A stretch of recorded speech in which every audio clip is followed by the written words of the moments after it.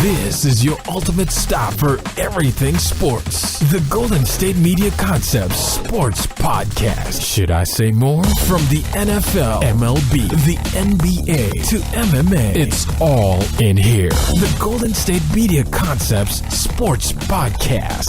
Listen now.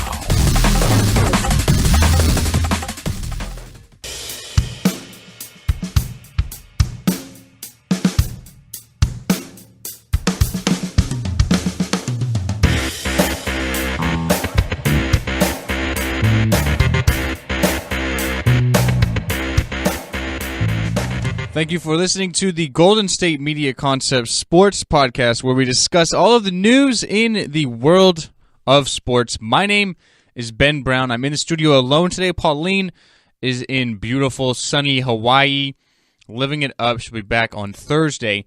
So I am here alone, and good God Almighty, that Super Bowl last night was definitely the best Super Bowl I have ever been a part of, witnessed, whatever you want to say. The New England Patriots come back down 25 to win in overtime, 34-28 over the Atlanta Falcons. They were down 19 to start the fourth quarter, down 25 in the third quarter, and Tom Brady, yet again, his fifth Super Bowl, four-time MVP, it's the most ever, leads them down, forces overtime, the first ever overtime game in Super Bowl history, and gets it done to give the Patriots their fifth Super Bowl.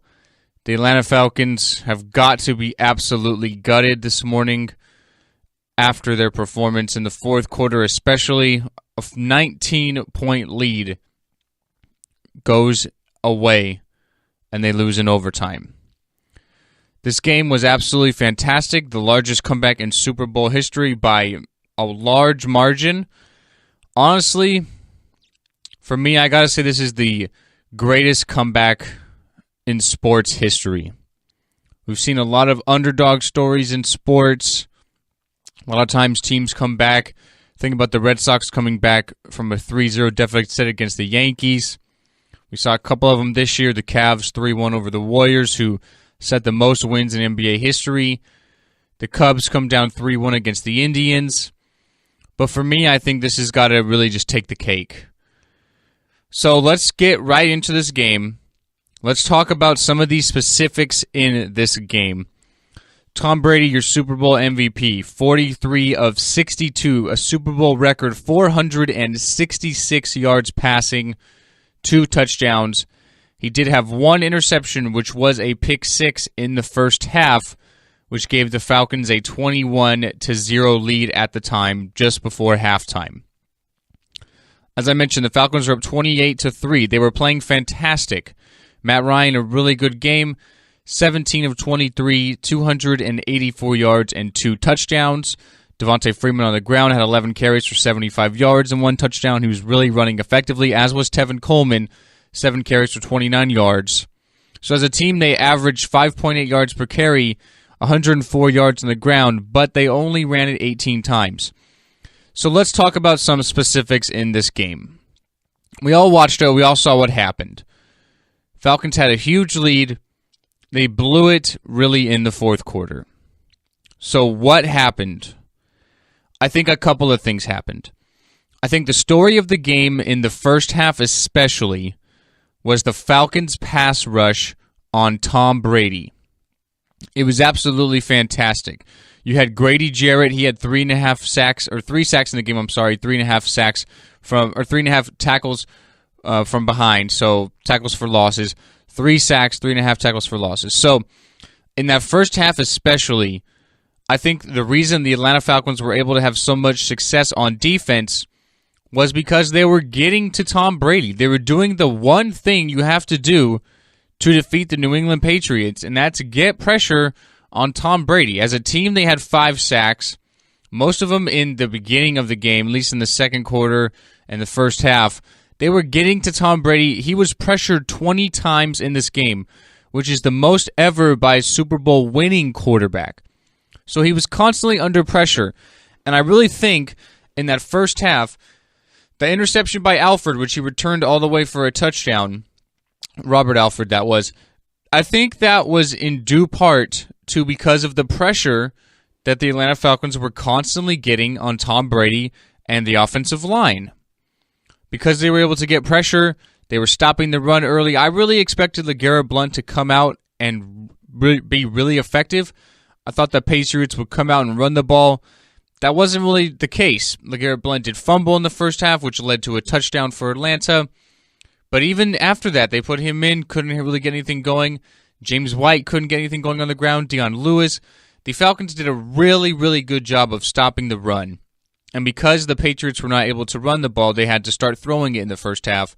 And that pass rush for Atlanta was getting to Tom Brady, and it really, really flustered him.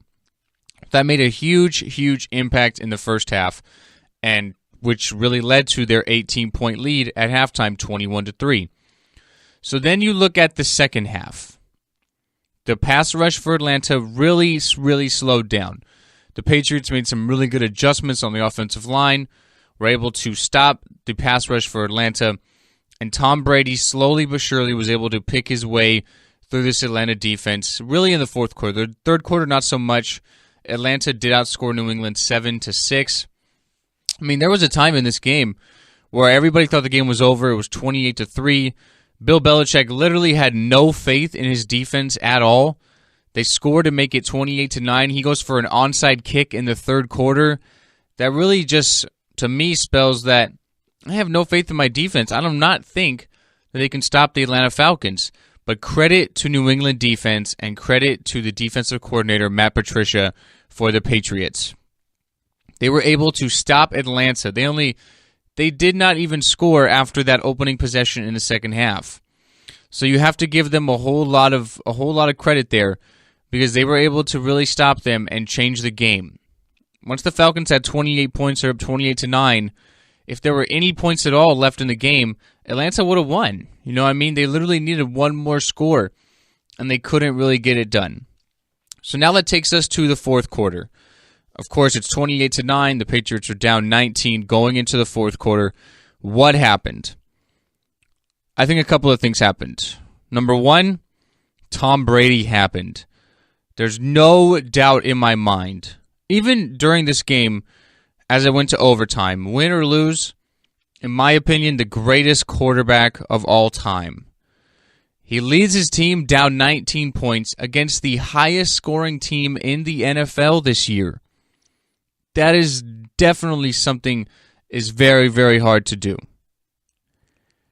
He has 5 Super Bowls. Even if he would have lost, like I said, he would have been the greatest of all time to me. The most clutch player we have ever seen in football, maybe even in sports. I mean, I realize there's a lot of really, really good clutch players, but I feel like Brady's definitely the greatest of all time after his performance last night, leading his team, putting them on his back. So Tom Brady happened. That's number one. Number two, Atlanta really just got gassed. I mean, look at the story of this game. As far as time of possession goes, in the whole entire game, the New England Patriots dominated. They had 40 minutes and 31 seconds of possession compared to 23 minutes and 27 seconds for Atlanta. They completely out-dominated them. Tom Brady threw the ball 63 times. He had 43 completions. The Atlanta Falcons ran 46 plays. The New England Patriots ran 93 plays. They doubled them on plays. Pretty simple. The Atlanta Falcons defense in the fourth quarter got tired. They got gassed. And you saw that with the pass rush. It was gone in the fourth quarter. The Atlanta Falcons had the ball in the fourth quarter for 4 minutes of the game. That means the New England Patriots had the ball in the fourth quarter for 11 minutes. Long drives, wearing down that defense. Simply put, the Atlanta Falcons ran out of gas. The Atlanta Falcons are a young, speedy team. Speed got countered by finesse. They ran out of gas. Simply put, they just didn't have any more energy in them. I knew once the game went to overtime, the only chance they had was to win the coin toss.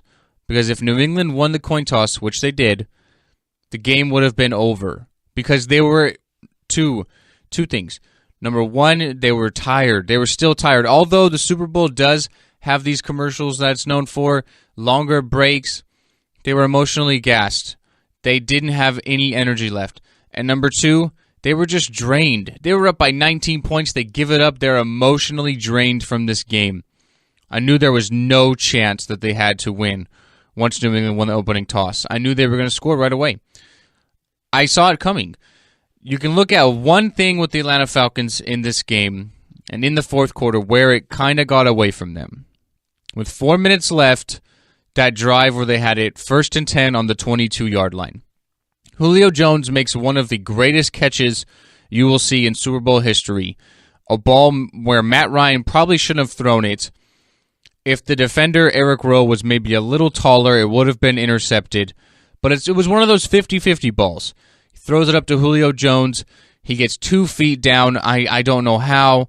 Julio Jones is an absolute monster.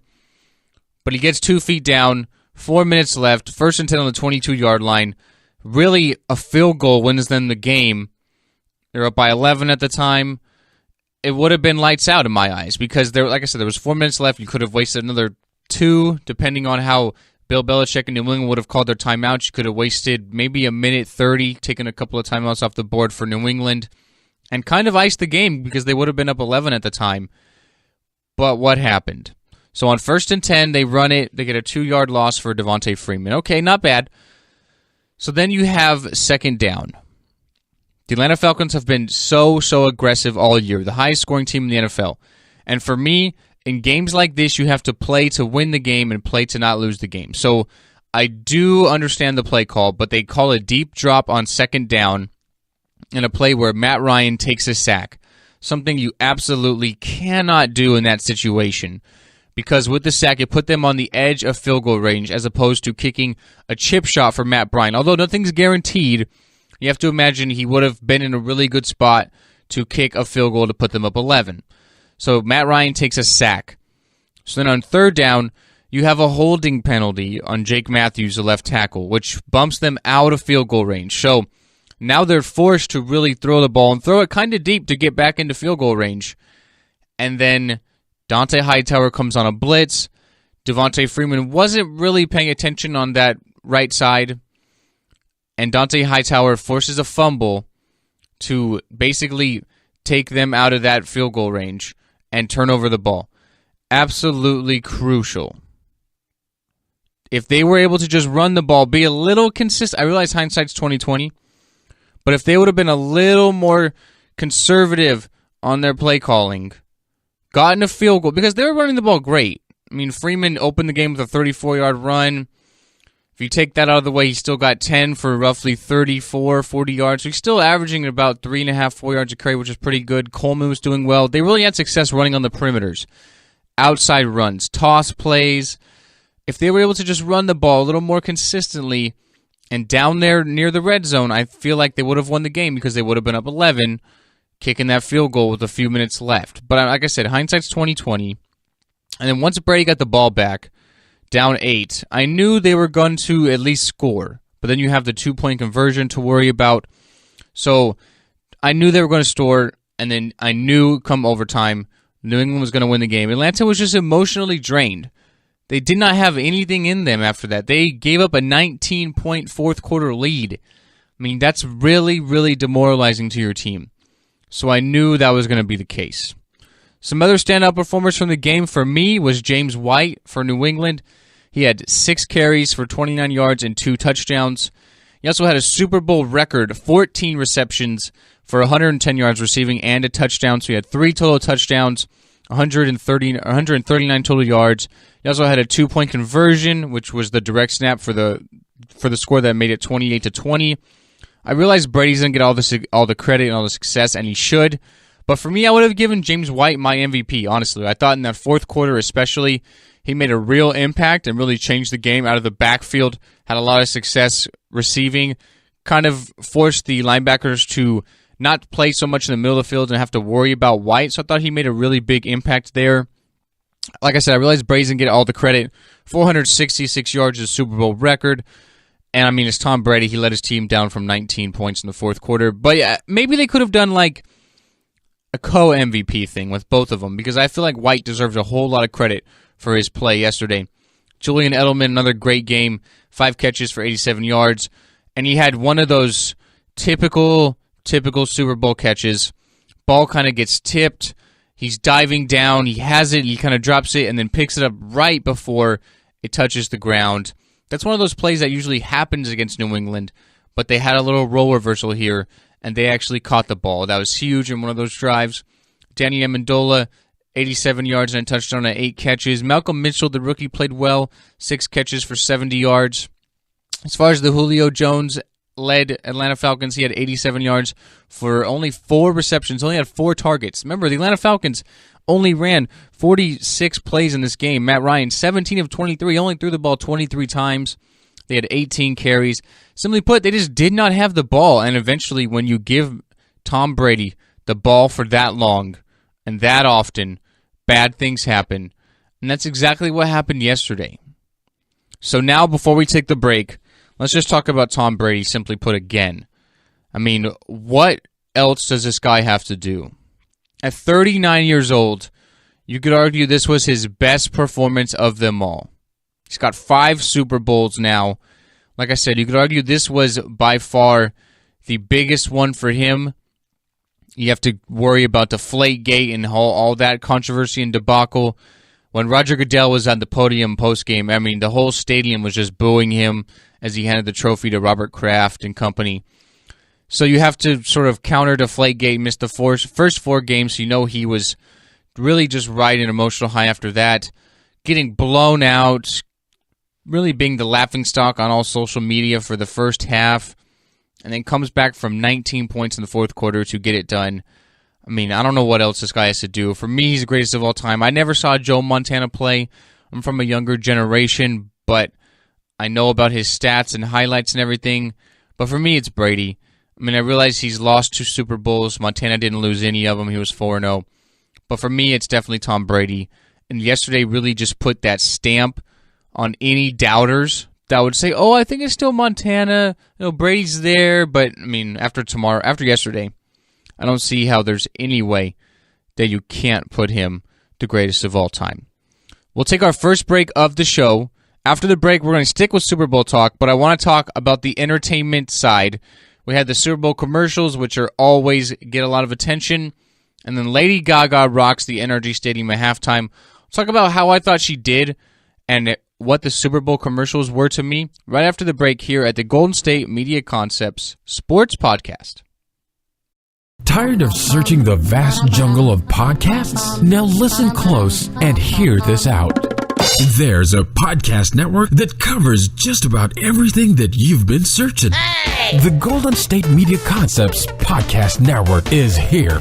Nothing less than a podcast bliss with endless hours of podcast coverage. From news, sports, music, fashion, cooking, entertainment, fantasy, football, and so much more. So stop lurking around and go straight out to the Golden State Media Concepts Podcast Network. Guaranteed to fill that podcast itch. Whatever it may be. Visit us at www.gsmcpodcast.com. Follow us on Facebook and Twitter, and download us on iTunes, SoundCloud, and Google Play.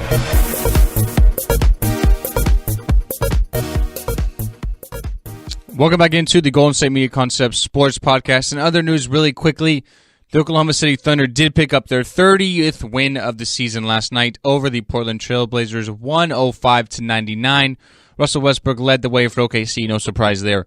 He had 42 points, 8 assists, and 4 rebounds, so he's not really getting his triple-doubles as much too often as he was earlier, maybe like last week. Hasn't really had him for a couple of games now, but he's still putting up monster performances. Victor Oladipo had 24 points and 13 rebounds, and Andre Robertson had 14 points and 11 rebounds as well for the Thunder. And Zach LaVine of the Minnesota Timberwolves, they're not having as good of a season as everyone really expected. Everyone thought they'd be kind of that breakout team in the West with Karl Anthony Towns, Zach LaVine, and Andrew Wiggins. I said Andrew Wiggins. But anyways, they're 19-32, not really having that good of a season. And it got kind of worse for Minnesota because Levine tore his ACL in a game against Detroit on Friday. He's going to be out for the rest of the season and honestly probably leading into next season as well. He was averaging 19 points, 3 rebounds, and 3 assists. So it got really that much worse for Minnesota. They lost one of their best players in Zach LaVine. He is now out with a torn ACL. All right, so let's stick with the Super Bowl talk. Obviously, I mean, I still just can't believe the game, really. I mean, just the comeback, the greatest comeback I've ever seen. Big-time collapse by the Atlanta Falcons.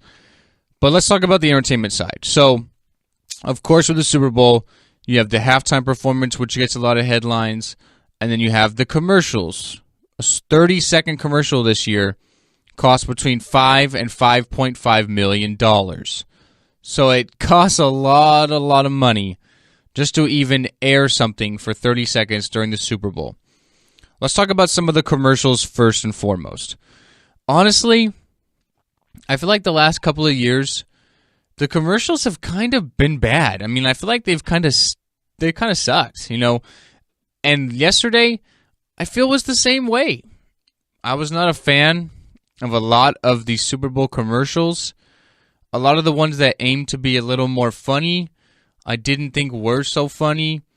There were a lot of serious commercials. I think of the 84 lumber commercial, which is basically like a Home Depot or Lowe's. It's really big out on the East Coast. And then it said, go to the website to watch the finale. They actually had their website crash because so many people wanted to see the finale of the commercial. Basically what it was like basically picture like a girl and her mother in like a poverty kind of town, a border town close to the Mexican border. The girl and her mother are kind of traveling all over. She's picking up stuff as she goes, and then see the end of the commercial on the website. The website actually crashed. I haven't seen the end of it because I wasn't able to.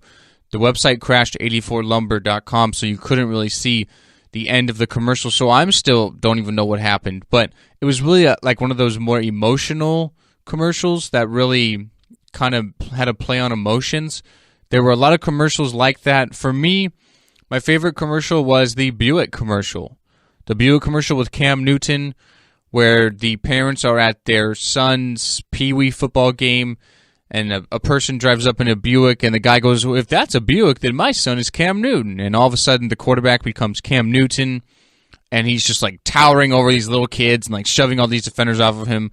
Throws a touchdown to a kid, literally just like forces him into the end zone, like all his momentum because the ball's thrown at him so hard. So I thought that was really funny, really clever. Glad to see that. I thought T-Mobile did okay. There were like 3 T-Mobile commercials, one of them with Justin Bieber. T-Mobile really trying to really make it big. I mean, last year they had a lot of commercials as well. They had the Drake commercial. They had the Steve Harvey commercial, using a lot of celebrities. T-Mobile won, so like one plan with unlimited everything. So T-Mobile was really trying to work their way up and do a lot of things. But for that, with the exception of that, I was really kind of disappointed in the commercials. Nothing from Mountain Dew, which was good last year with the Puppy Monkey Baby. Didn't see anything with Doritos. Doritos kind of paired up with Amazon Echo and that Alexa Amazon Home thing, where it was like, Amazon, order more Doritos. So they kind of paired up with them, but it was nothing really solely Doritos, which I've been a big fan of the Doritos commercials recently in the Super Bowl. They always seem to do a really good job. Nothing simply Doritos, so I was kind of disappointed there. Nothing from Mountain Dew, which has been really, really good lately. So for me, the commercials were kind of bad. I was not really a fan of the Super Bowl commercials. Nothing really stood out to me, with the exception of the Buick one. I thought that one was really good. T-Mobile had 3 of them, so you were constantly flooded with T-Mobile stuff. And with the exception of that, I mean, like I said, I didn't really think the commercials were all that good. Although I did think the halftime performance was good. I thought Lady Gaga did a very, very good job. She had the whole stage dive from the top of the stadium, which to me, it looked kind of scripted. It looked like it was maybe a little pre-recorded. I'm not sure if that was the case or not, but nevertheless, she did jump from something, and she was coming down from the rafters of the stadium.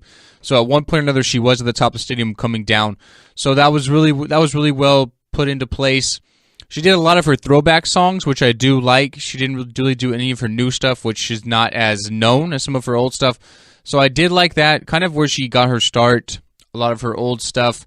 A lot of good choreography, good light shows. I thought she did a really good job. Nothing special. I'd say for me, the best is still Michael Jackson. We talked about it on the football show on Friday.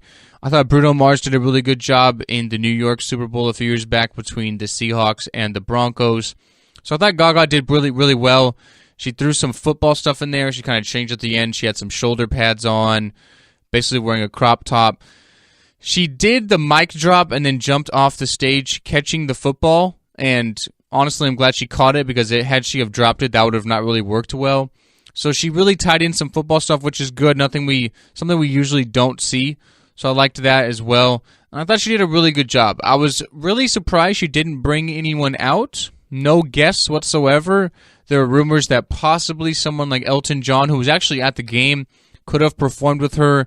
Maybe Tony Bennett. She's been good friends with him, although he's at a much older of an age as opposed to what a normal Super Bowl show would entail for. So I feel like she did a really good job, though. I was really impressed. I was glad she did a lot of her throwback music, and I thought she did a really good job. And it's something that you'd expect at the Super Bowl. You want like these performers that are going to dance. I mean, Adele was rumored to do it, but she kind of turned it down because Adele's a great singer, don't get me wrong, but she's not a performer. She's not going to stand up there and move around and fly from the rafters and jump off the stage and mic drop and all that. She's not going to do that. So I thought the NFL did a really good job of picking Lady Gaga to do that. I thought she really stood out and had a great halftime performances. I'd say one of the better ones of recent memory. Like I said, for me, still Michael Jackson. I thought Bruno Mars did great a couple of years back, but I thought Gaga did really well yesterday. And she kind of stole the show because she was alone up there. She didn't bring anyone with her. So we'll take our last break of the show, and we're going to stick with Super Bowl talk. Some interesting storylines coming out of this game. We have the favorites for next year. And where did Tom Brady's jersey go? We'll talk about that and more after the break at the Golden State Media Concepts Sports Podcast. Are you looking for the very best NFL and college football podcast? Then check out the GSMC Football Podcast. Get the latest football news both on and off the field. From the NFL Draft to trades to the rumor mill to the NFL Combines. They got you covered. That's GSMCpodcast.com/football-podcast. Get updates on college rivalries, game day insights, and much, much more. It's football talk the way you want it. This show eats, sleeps, and breathes football. Don't forget to like them on Facebook and follow them on Twitter. Visit GSMCpodcast.com for more info.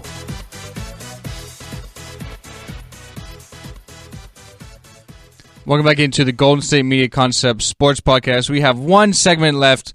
We're still talking about the Super Bowl. So we have the Super Bowl odds for next year. No real surprise. The New England Patriots are the odds-on favorite.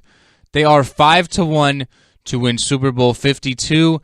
The only other team that is in single digits with New England is on the NFC, and that's the Dallas Cowboys. The Cowboys are 8-1, according to the Westgate Superbook. The Steelers, the Falcons, and the Seahawks are each 12-1. Those are the next three teams. You have the Broncos at 16-1. You have the Kansas City Chiefs at 18-1. So those are among the second-tier contenders. It's still super early, so I mean, if you're going to bet it now, I feel like you're kind of wasting your time. No one would have thought Dallas would have been there. Atlanta should have won the Super Bowl, and no one would have thought they would have been there. You have to see how they'll do without Kyle Shanahan since he's going to become the 49ers head coach. I'm sure his play calling and his offensive schemes will have some sort of an impact on the Atlanta Falcons and Matt Ryan, who was named the MVP on Saturday.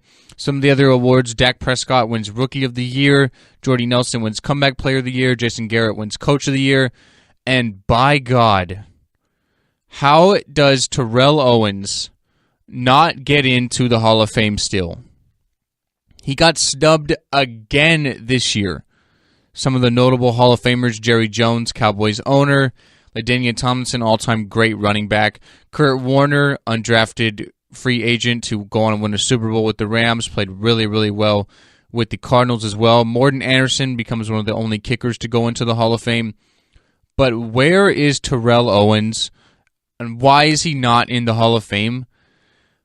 I'm serious. It should not matter what kind of a person you were off the field, in the locker room, whatever. The play on the field is what should determine a Hall of Famer or not. And you can't tell me that Terrell Owens does not belong into the Hall of Fame. Another notable Hall of Famer was Terrell Davis, Broncos running back, won a couple of Super Bowls with him. But how is Terrell Owens not a Hall of Famer? That makes absolutely no sense at all. Third all-time in receiving yards, over 1,000 catches, over 140 touchdowns. I mean, the guy is arguably a top 3 receiver of all time. But yet again, he gets snubbed because he wasn't the nicest guy to the media, wasn't the greatest teammate to a lot of people, and simply put, just was not probably a good guy. But I mean, that should not take away from his spot in the NFL's elite. And that is in Canton. And that is the Hall of Fame. And that is a place that Terrell Owens needs to be in. I mean, if he gets snubbed again next year, which a year from now we'll have to wait and see, but he should have been a first ballot Hall of Famer. He should have been in last year. Since he didn't get in last year, he should have been in this year. I mean, he's got a lot of great company to battle against next year. I mean, Ray Lewis is going to be a first ballot Hall of Famer. Randy Moss is going to be a first ballot Hall of Famer. But, I mean, Terrell Owens to still not be in, it's kind of a disgrace to me. As far as some of the other teams with Super Bowl odds, we have the Browns and 49ers at 300-1, both of them their longest shots on the board.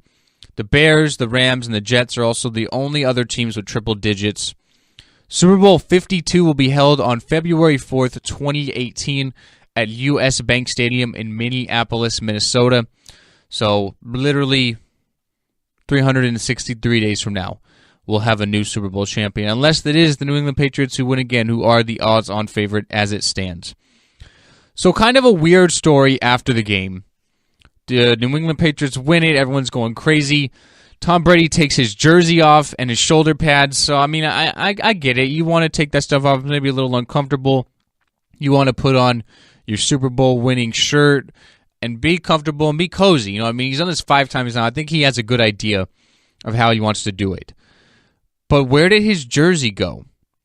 So the New England Patriots locker room, it was basically a crime scene come Sunday night because the Super Bowl winning quarterback's jersey went missing following the victory. So Martin Rogers of USA Today reported that Brady lost his game jersey and was able to find it after enlisting the help of security personnel and the team's equipment staff. So the NFL shared footage of the NFL Network's Dan Hanzus of Brady discussing the issue with Patriots owner Robert Kraft, and they're trying to figure it out. He said, quote, I guess it's going to be on eBay soon. So this jersey is definitely a piece of history. Tom Brady, arguably the greatest of all time, his 5th Super Bowl win as a quarterback. That's the most all-time for quarterbacks. 4-time MVP in the Super Bowl. That's the most all-time. So you have to imagine whomever got their hands on this jersey is probably trying to cash out. I mean, seriously. I don't think it's going to the NFL Hall of Fame. They would have probably announced that. So this jersey, whoever took it is really just trying to cash out and get a whole lot of money on it. And you have to imagine if this jersey somehow finds its way onto eBay, it's going to go for the millions.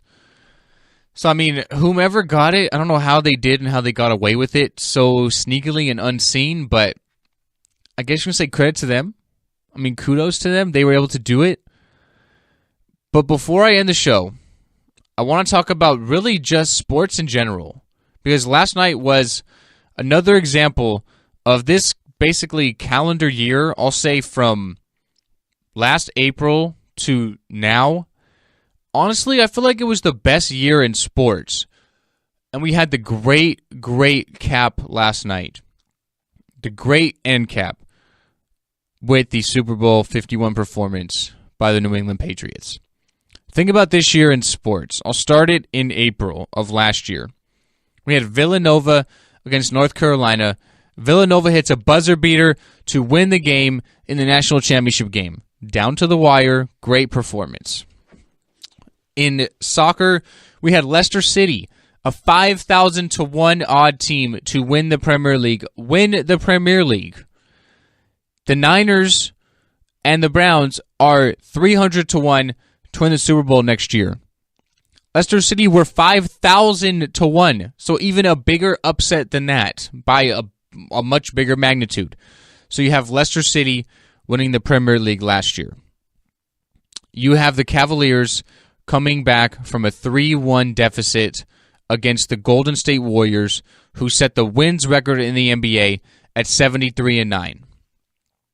You have the Chicago Cubs coming back from a 3-1 deficit against the Cleveland Indians to win their first World Series in 108 years. You have Clemson coming down 14 to defeat unbeaten Alabama and avenge their loss in the national championship from last year. With 1 second left, they win the game. You have the New England Patriots coming back from 19 points in the Super Bowl in the fourth quarter, going to overtime, the first ever overtime Super Bowl, and winning their 5th Super Bowl for Belichick and Brady. Think about this year in sports. This has to be by far the greatest year in sports we have ever seen. Think of it as a calendar year in each sport. This has to be by far the greatest year in sports we have ever seen, with the biggest storylines. This is why I love sports, and this is why I'm here. Thank you guys for listening so much. I really, really do appreciate it. We had an unbelievable game last night. I always feel like the Super Bowl for me is kind of a bittersweet feeling. It's great. It's the Super Bowl. Of course, everybody's excited. Everybody's having some drinks, some great food. A lot of people calling out of work today, unfortunately. Even you have Heinz and Kraft even giving their employees a day off and petitioning for it to be a national holiday, which personally for me, I don't believe in. I don't think that should be the case. But nevertheless, they're obviously going with that. So, okay, I get it. Kudos to them. But we had a bittersweet moment, and that's what the Super Bowl is for me every single time, because it's the Super Bowl, it's great, but it also signals the end of football, the end of any football game we actually care about between February to September. So now what you have to look forward to? Well, in a couple of weeks you have the NFL Combine, which is great. You have Pro Days coming up. You have the draft in April, which is always something great. And then right before you know it, you have OTAs and training camp in June and July. You have preseason in August, and you have the start of the season again in September. So while it seems like it's a long time away, which it is, it's about 7 months from now, it'll hit you before you know it. And we'll have football back before you know it. But anyways, guys, like I said, that's going to conclude the show for today. I'd like to thank you so much for listening. My name is Ben Brown. I will be back in the studio with Anthony on Wednesday talking all things sports right here at the Golden State Media Concepts Sports Podcast. Have a good day and have a good week. You've been listening to the Golden State Media Concepts Sports Podcast, part of the Golden State Media Concepts Podcast Network. You can find this show and others like it at www.gsmcpodcast.com. Download our podcast on iTunes, Stitcher, SoundCloud, and Google Play. Just type in GSMC to find all the shows from the Golden State Media Concepts Podcast Network. From movies to music, from sports to entertainment, and even weird news. You can also follow us on Twitter and on Facebook. Thank you, and we hope you have enjoyed today's program.